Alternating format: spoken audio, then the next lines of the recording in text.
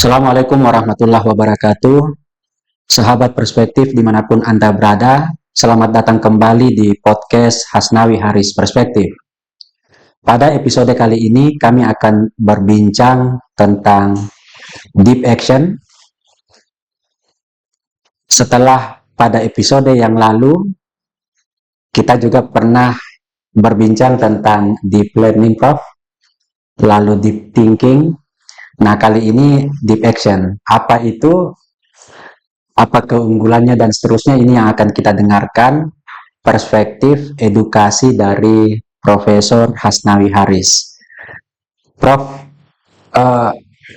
soal deep thinking yang kemarin kita bahas, lalu deep learning, mungkin semua sudah pernah membacanya, pernah mendengarnya. Berbeda dengan deep action ini. Nah, karena itu sebagai pembuka, sebagai pengantar, kita perlu memberikan pengertian apa sebetulnya yang dimaksud dengan deep action ini, Prof. Baik, terima kasih banyak Pak Ari. Bismillahirrahmanirrahim. Assalamualaikum warahmatullahi wabarakatuh. Salam perspektif. Ya, betul ya. Jadi sebenarnya pada episode yang lalu kita sudah mengkaji, membahas tentang deep learning dengan deep thinking. Malam ini kita coba membahas tentang deep action. Apa itu deep action? Sebenarnya ini bagian dari unsur atau komponen dari deep learning sebenarnya. Jadi untuk mencapai titik optimal yang namanya deep learning, ya salah satu yang lalu kita bahas itu harus ada deep thinking. Nah, sekarang ini deep action. Apa itu deep action? Deep action itu sebenarnya bertindak yang secara strategis tetapi mendalam, Pak Ari. Jadi saya ulangi, jadi bertindak secara strategis tetapi mendalam. Nah, apa yang harus melekat ketika deep action ketemu antara deep thinking dengan deep learning itu? Pertama, ya yang dilakukan oleh teman-teman pendidik atau guru dosen itu pertama harus penuh pertimbangan. Tidak boleh asal mengajar, tidak boleh tidak mempertimbangkan segala sesuatunya sebagai bagian dari proses pembelajaran. Yang kedua, untuk memaksimalkan, mengoptimalkan deep learning tadi, maka memang harus konsisten, Pak Ari. Jadi kalau sudah ditetapkan apa yang menjadi tujuan pembelajaran, teman-teman guru dari awal di pembukaan pembelajaran sampai di penutup pembelajaran itu harus konsisten. Kemudian salah satu kelebihan dari deep action ini itu mengarahkan seluruh tujuan pembelajaran itu harus kita fokus. Atau dengan kata lain, deep action itu tujuannya agar teman-teman guru termasuk tentu peserta didik itu fokus pada tujuan pembelajaran agar tercapai. Nah, inilah yang kemudian menjadi titik krusial sebenarnya. Tidak sempurna sebuah deep learning dilakukan pembelajaran seperti yang dikemukakan Pak Menteri kalau tidak dimediasi, tidak didukung oleh deep action dari guru. Jadi deep learning itu unsurnya, komponennya, dua diantaranya adalah deep learning dan deep thinking dan deep action. Iya, betul. Jadi selain berpikir mendalam, harusnya bertindak secara mendalam. Iya, betul. Sebetulnya karena kita sudah mengenal deep thinking dan deep learning, Prof, kita sebetulnya yang paling membedakan di antara tiga hal tadi, Prof. Thinking, kemudian action dan learning, Prof. Iya, jadi sebenarnya dari pengertiannya Pak Ari kita bisa mengatakan bahwa ketiga komponen ini, komponen deep learning, kemudian deep thinking dengan deep action, itu masing-masing punya fungsi yang saling melengkapi. Jadi sebuah proses pembelajaran, pendekatan pembelajaran mendalam yang dikemukakan oleh Pak Menteri dan ini akan diterapkan, itu harus diawali oleh deep thinking yang baik. Artinya, untuk sampai pada titik bagaimana pembelajaran itu mendalam, itu harus didahului oleh proses pemikiran yang secara strategis itu bermakna mendalam, tidak asal. Lalu kemudian tidak cukup dengan hanya berpikir, bertindaknya juga harus mendalam. Itulah yang saya sebut tadi, dia berpikirnya apa aktivitas yang secara strategis itu dilakukan, dengan penuh pertimbangan sehingga ketika ini jalan ketiga-tiganya Pak Ari itu bisa maksimal. Ya, Nah, tidak akan mungkin kita menghasilkan sebuah proses pembelajaran yang Pak Ari sebut tadi bahwa sebenarnya deep learning itu komponennya ada dua. ya, Jadi ada deep thinking dengan ada deep action, itu betul. Karena apa? Karena kan ujung dari pembelajaran mendalam ini ya, kan tujuan pembelajaran tercapai Pak Ari. ya, Nah, salah satu diantaranya atau salah dua diantaranya harus proses berpikirnya mendalam supaya connect, bertindaknya juga harus mendalam. Ya. Nah, kalau ketiga-tiganya ini bisa ketemu, insya Allah kita akan bisa memaksimalkan pendekatan pembelajaran dengan tiga fondasi yang dulu Ya. kita sebut ada mindful, ada meaningful, kemudian Joyful. ada joyful. Nah, itu bisa tercapai dengan maksimal atau optimal, Pak Ari. Baik, Prof. Kalau kita bicara tentang keunggulan, Prof. Iya, Deep thinking, deep learning punya keunggulannya, Prof. iya, betul. Nah, pertanyaannya, apa sesungguhnya keunggulan kalau deep action ini, Prof? Iya. Baik, Pak Ari. Jadi, sebagaimana juga deep thinking dengan deep learning punya keunggulan, nah, deep action ini juga punya keunggulan, Pak Ya. Ari. Setidaknya dalam perspektif saya ada tiga. Pertama adalah, dalam deep action ini, teman-teman pendidik itu harus mampu mengubah Ya. atau mentransformasi ide teori ini menjadi kenyataan. Ya. Jadi tidak boleh anak-anak ini dibawa hanya pada alam berpikir teori Ya. atau pada titik ide atau konsep, tapi memang harus dibawa ke kenyataan. Ya. Jadi ketika dia mengantarkan sebuah materi, maka teori penting karena itu harus ada, tetapi kemudian tidak menjadi kuat kalau tidak dibarengi dengan unsur apa yang ada di tengah-tengah masyarakat, apa yang dirasakan, apa yang dilihat oleh para peserta didik. Ya. Jadi itu satu, Pak Ari. Terus yang kedua, Pak Ari, keunggulan dari deep action ini itu proses pembelajarannya produktif dan efektif. Nah, ini salah satu keunggulan. Jadi kalau guru itu sudah berpikir mendalam, pembelajarannya dia kemas nanti mendalam, maka proses deep action-nya itu benar-benar bisa proses pembelajaran yang bisa produktif dan efektif. Ya. Artinya, kalau dia produktif berarti dia bisa menstimulasi pikiran anak-anak kita sehingga dia terlibat di dalam. Kemudian dia efektif, anak-anak yang ada dalam sebuah rombongan belajar itu merasa terlibat di dalamnya. Katakanlah dari sisi karena kemasannya joyful, menyenangkan, jadi anak-anak terlibat di situ. Itu yang kedua. Terus yang ketiga, memang dengan model deep action ini itu mempercepat, Pak Ari. Ya. Jadi mengakselerasi tujuan pembelajaran yang ada dalam proses kelas pembelajaran itu, sehingga ketika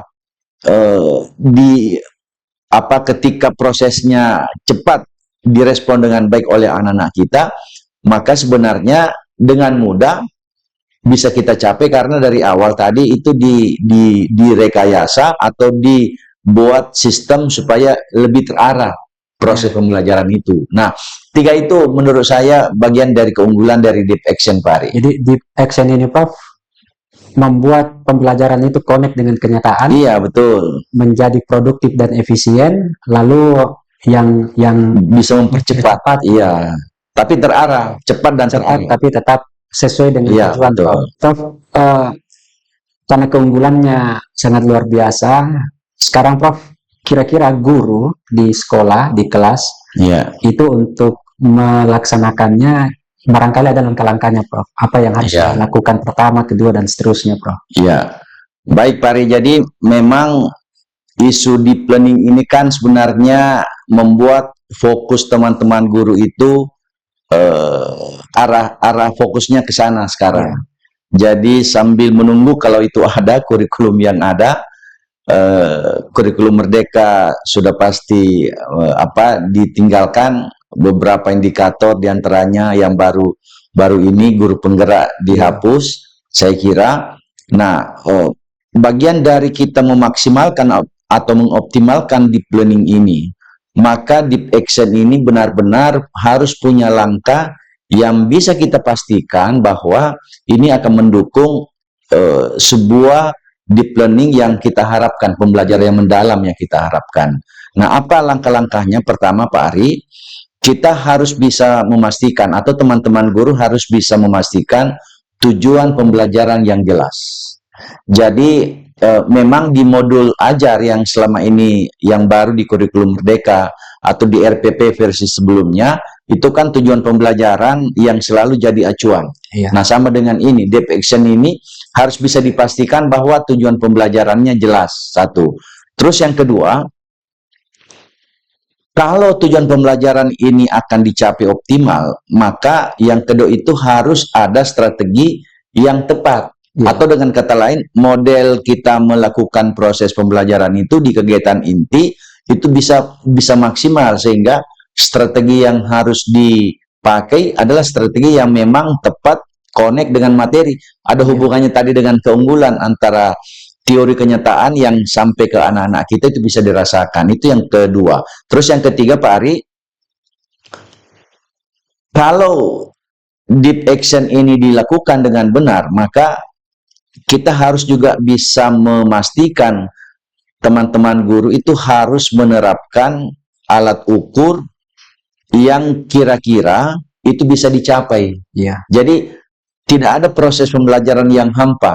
Iya. Alat ukurnya jelas, sehingga nanti pada titik ada aspek yang lain, ada namanya nanti evaluasi. Ketika dievaluasi itu akan kelihatan. Iya. Sehingga Pak Ari, ukurannya ini harus jelas. Kemudian yang keempat, ya yang saya maksud tadi ini, yang keempat itu lakukan refleksi dan evaluasi. Ya. Ya, sambil dengan pendekatan pembelajaran yang pernah kita jelaskan sebelumnya, bahwa sebuah pembelajaran yang baik itu adalah secara paralel. Ketika teman-teman guru mengajar, dia harus mampu melakukan refleksi. Refleksi itu bisa kuat tergantung kebiasaan. Ya. Tetapi bagi guru sebenarnya tidak ada kata tidak untuk mencapai derajat tujuan pembelajaran optimal itu bisa dicapai. Maka pertama memang harus melakukan refleksi dan sekaligus evaluasi. Ya. Nah, kalau refleksi ini paralel. Jadi ketika dia mengajar, dia bisa melakukan refleksi, Pak Ari. Ya. Iya. Nah, di ujungnya itu harus ada evaluasi. Asesmen. Ya. Asesmennya harus jelas, sehingga langkah-langkah deep action tadi ini itu bisa terukur, ada kaitannya dengan yang keempat tadi itu. Yang ketiga maksud saya. Kemudian yang keempat, Pak Ari, ini yang juga sangat penting adalah pastikan kalau teman-teman guru menjalankan deep action ini dengan baik, maka pastikan teman-teman itu harus disiplin dan komitmen. Apa yang kita maksud dengan disiplin?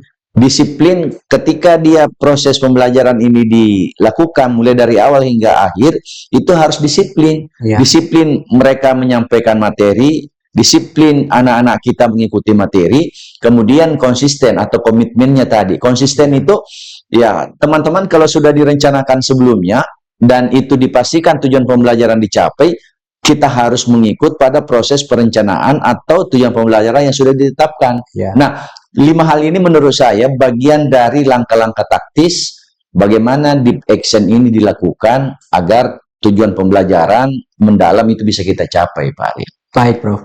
Jadi memang guru ketika deep action dilakukan di dalam deep learning ini tidak sembarangan, Prof. Ada langkah-langkah yang harus ditempuh, yang harus diikuti agar deep action ini bisa berjalan secara optimal, Prof.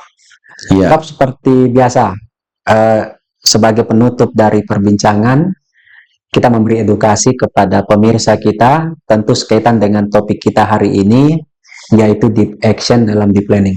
Silakan. Baik, Pak Ari.